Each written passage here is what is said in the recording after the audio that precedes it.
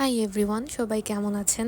আশা করি আল্লাহর রহমতে সবাই ভালোই আছেন। আমার আসলে অনেকগুলো এক্সট্রা অর্ডিনারি দিন কেটেছে, যার কারণে ভিডিও করা হয়ে ওঠেনি। আজকে সকালে উঠে আপু একটা মিটিংয়ে চলে গেল, তো আমি বাসায় একা ছিলাম, ভাবছিলাম কি করব।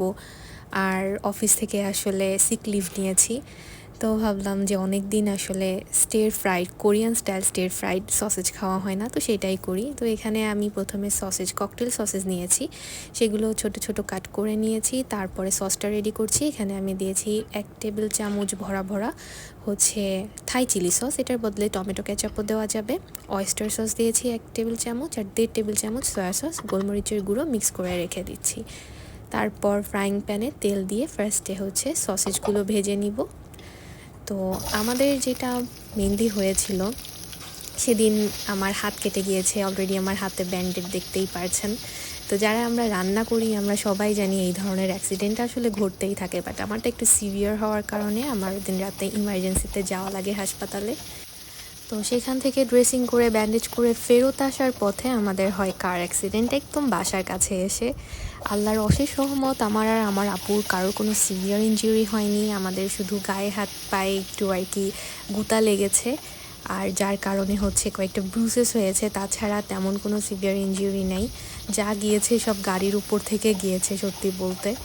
তো মানে কি বলবো, বললাম না যে লাইফ আসলে আনপ্রেডিক্টেবল, কখন কি হয়। আমার আপু যখনই বাইরে যায়, তখনই ধরেন দেশের বাইরে যাচ্ছে কোনো মিটিং বা কোনো কাজে, তখন আমাকে সবসময় প্লেন টেক অফ করার আগে একটা মেসেজ দিয়ে বলে কি, শোন, আমার যদি কিছু হয় আমার বিড়ালদের দেখে রাখবি।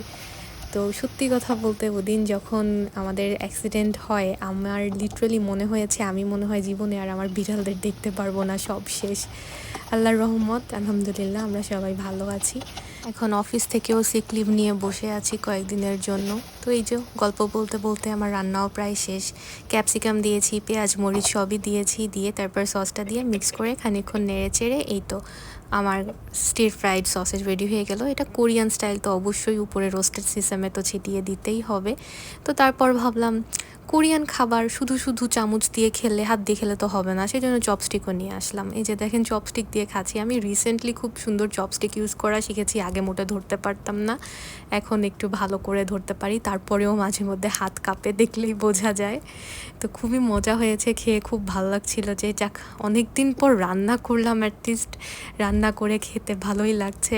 তারপর ভাবলাম যে কোরিয়ানদের মতো ভাত দিয়েও খাবো, যাক এটা ভাত দিয়ে খেতে আসলে অনেক মজা লাগে। আমি এটা বাংলাদেশি স্টাইলেও করে থাকি, ওই রেসিপিটাও ইনশাল্লাহ শেয়ার করব।